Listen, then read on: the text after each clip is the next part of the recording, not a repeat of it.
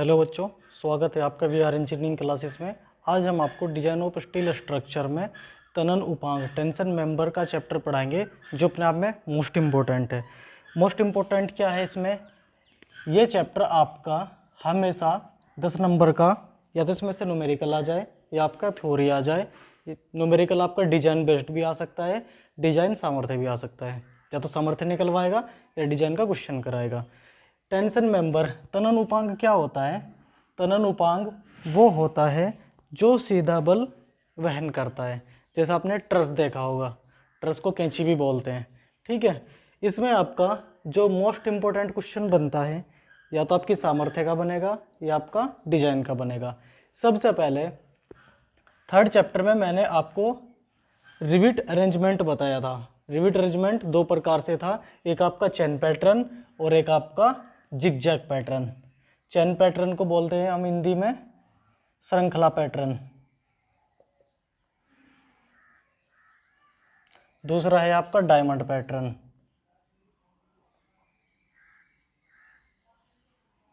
इसमें आपको करना क्या है? इसमें आपको रिविटों की व्यवस्था दिखानी है। मान लीजिए आपका चेन पैटर्न है, इसमें आपने रिविटों की व्यवस्था दिखानी है। ये आपका डायमंड पैटर्न है, इसमें भी आपको रिविटों की व्यवस्था दिखानी है। फर्क क्या है? इसमें आपको चेन पैटर्न में दिखाना, इसमें आपको डायमंड पैटर्न में दिखाना। यूज क्या है इनका? इनका यूज है यहाँ से ए नेट निकालना, शुद्ध प्रभावी क्षेत्रफल निकालना।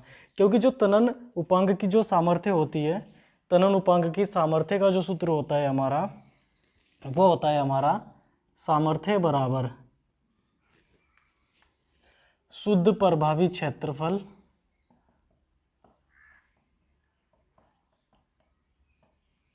गुना में FT, अनुज्ञेय तनन प्रतिबल।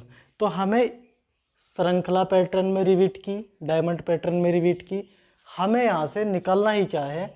हमें यहाँ से ए नेट निकालना है, शुद्ध प्रभावी क्षेत्रफल निकालना है।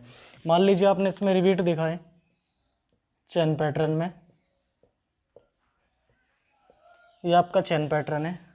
डायमंड पैटर्न में आपने कैसे दिखाए?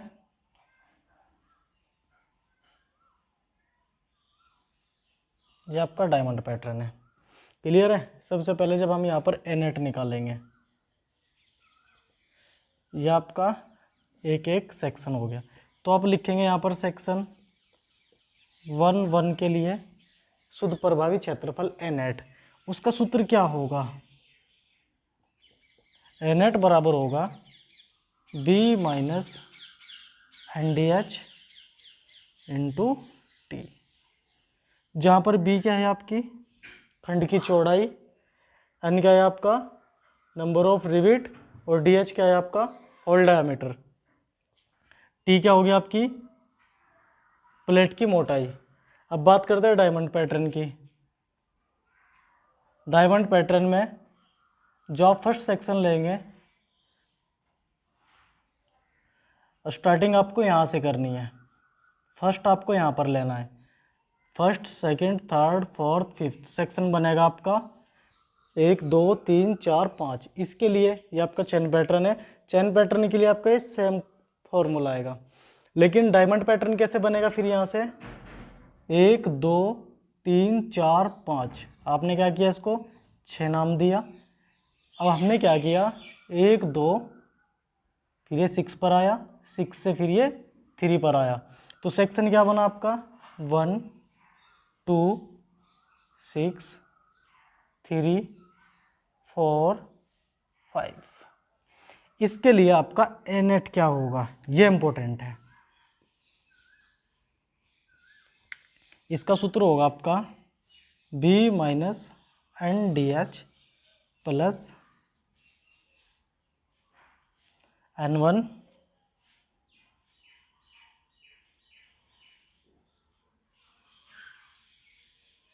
P1 का square upon 4G।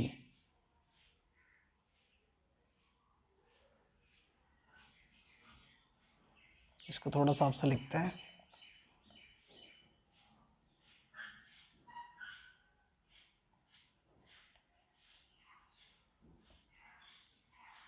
Into T. ये आपका N8 का सूत्र होगा। डायमंड पैटर्न में हमने सेक्शन क्या लिया है, 1 2 6 3 4 5, यह बन गया आपका डी पैटर्न। ठीक, इसका सूत्र क्या रहेगा आपका, B minus N D H,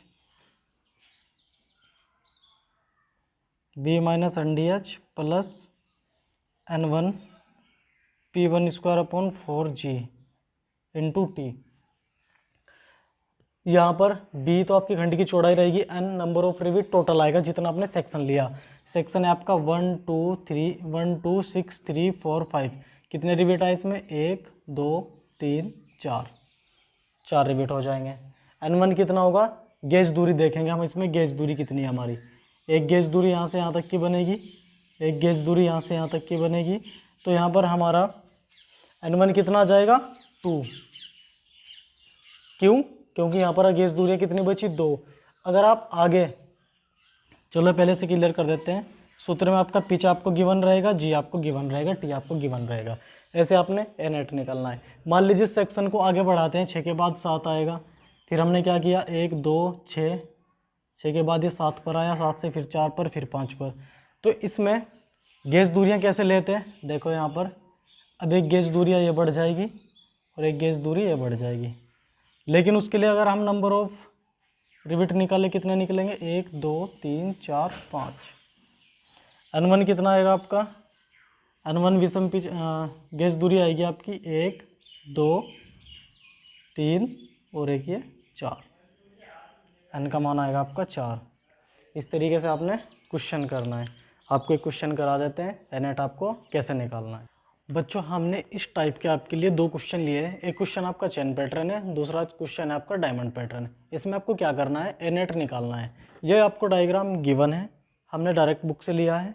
अब देखते हैं इसमें करना क्या है।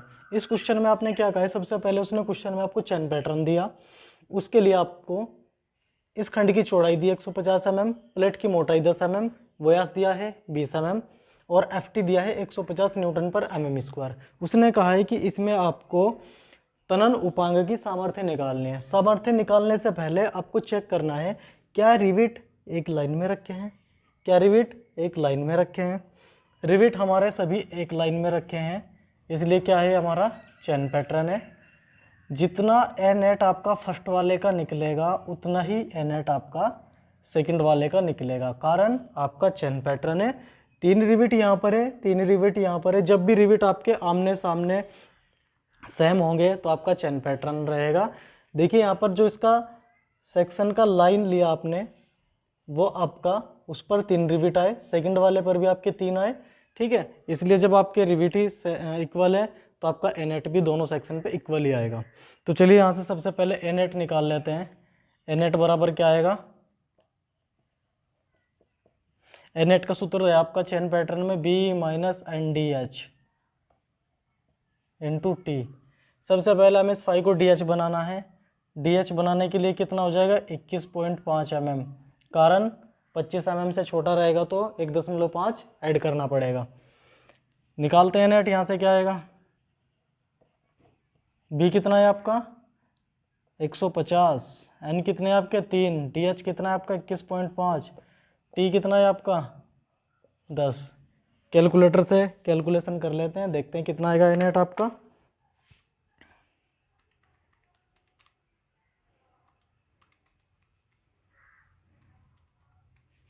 $855।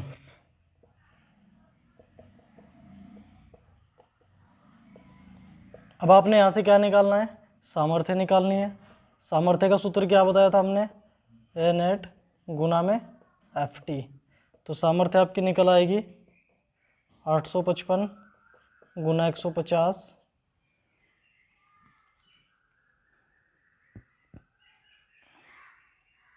डायरेक्ट इसको मैंने क्या किया 128.25 किलो न्यूटन में ले आया मैं इसको, जबकि मान तो ये यहाँ से दशमलव हटाएंगे, यहाँ पे 0 आ जाएगा। इतना बड़ा मान है, लेकिन हमने क्या किया 10 से गुना 10 से भाग करने पर 128.25 किलो न्यूटन में आंसर ले आए। ये भी सही है, अगर आप इसको वहाँ पर भी छोड़ देंगे वहाँ पर भी सही है, न्यूटन में भी।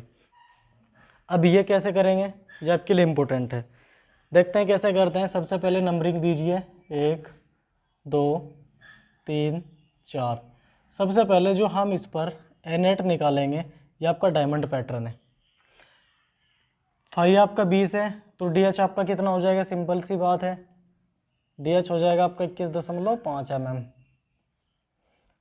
चेन पैटर्न के लिए पहले आप लिखेंगे यहाँ पर सेक्शन, क्योंकि सेक्शन इसमें कई बनेंगे, 1 2 3 4 के लिए एनेट। चेन पैटर्न है तो B minus NDH into T। मान रखिए कितना आएगा, B कितना दिया इसमें आपका 200, N कितने हैं आपके 2, 21.5 और बाहर है आपका T, कितना है T आपका 10। देखते हैं आपका एनेट कितना आएगा।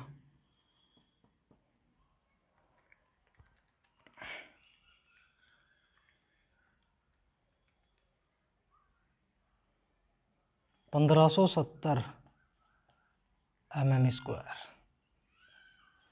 अब आपको दूसरा सेक्शन लेना है। नंबरिंग की आपने 1 2 3 4, आपने इसको मान लिया 5। कैसे बन सकता है सेक्शन, 1 2, हम इसको यहाँ से यहाँ पर लाए, फिर यहाँ से यहाँ पर लाए। क्लियर है। जब आप इसको यहाँ से यहाँ पर लाए तो इसमें 2 गेज दूरियाँ बनी आपकी, एक तो ये यहाँ से यहाँ तक की और एक आपकी यहाँ से यहाँ तक की। देखो पैटर्न कैसा बन गया, पैटर्न बन गया आपका D, यह बन गया आपका D पैटर्न। अब आपका इसमें सूत्र चेंज हो जाएगा।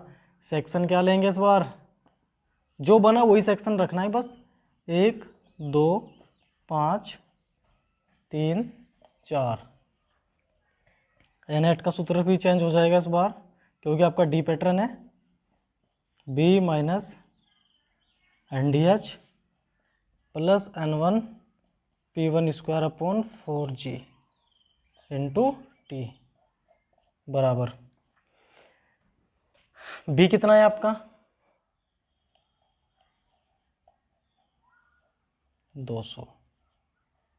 N कितने हो जाएंगे आपके 1 2 3।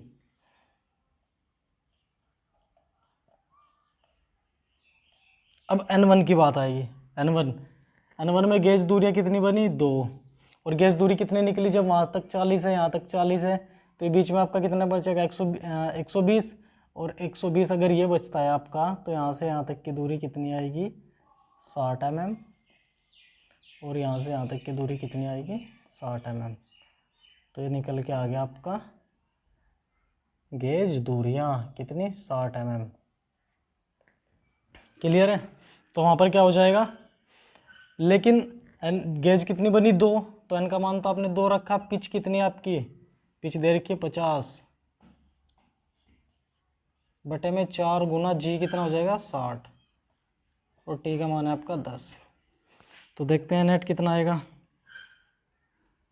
यहाँ पे लिख देता हूँ, शायद वहाँ पे ना दिखे आपको।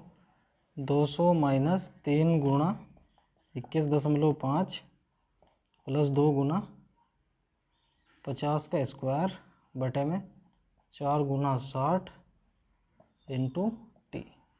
डायरेक्ट मान रख रहा हूँ जितना भी आएगा एक ही बार में।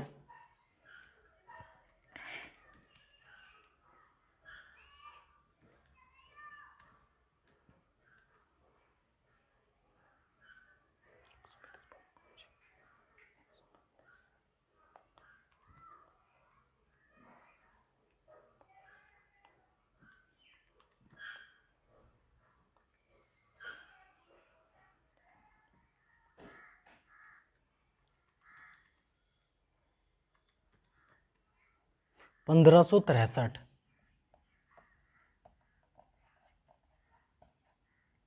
अब आपने इस क्वेश्चन में ए नेट मिनिमम देखना है, न्यूनतम प्रभावी क्षेत्रफल देखना है आपको। कितना है 1570 में और 1563 में, ये आपका न्यूनतम है।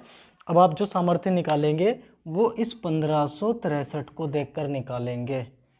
क्यों निकालेंगे, क्योंकि जब हम शुद्ध प्रभावी क्षेत्रफल निकालते हैं तो जिस सेक्शन का न्यूनतम शुद्ध प्रभावी क्षेत्रफल आएगा वही आपको लेना है सामर्थ्य के लिए।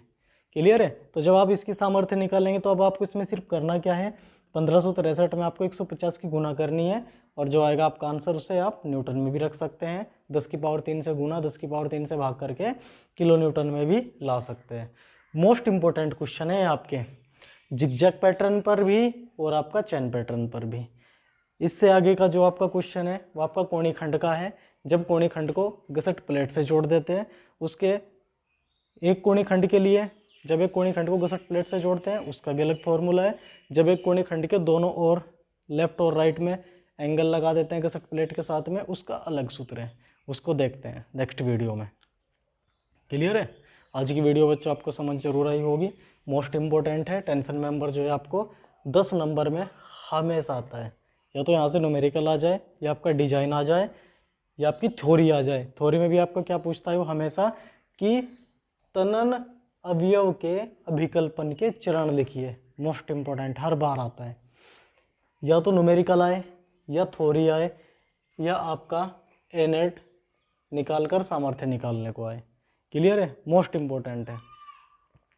नेक्स्ट वीडियो में हम आपको एक गसट प्लेट के साथ कोणी खंड, एक गसट प्लेट के दोनों साइड कोणी खंड के न्यूमेरिकल कराएंगे और उससे आगे आपको अभिकल्पन कराएंगे। क्लियर बच्चों। नेक्स्ट टाइप का क्वेश्चन हम आपके लिए लेकर आए हैं, लेकिन क्वेश्चन को समझने से पहले आपको कंसेप्ट समझना जरूरी है।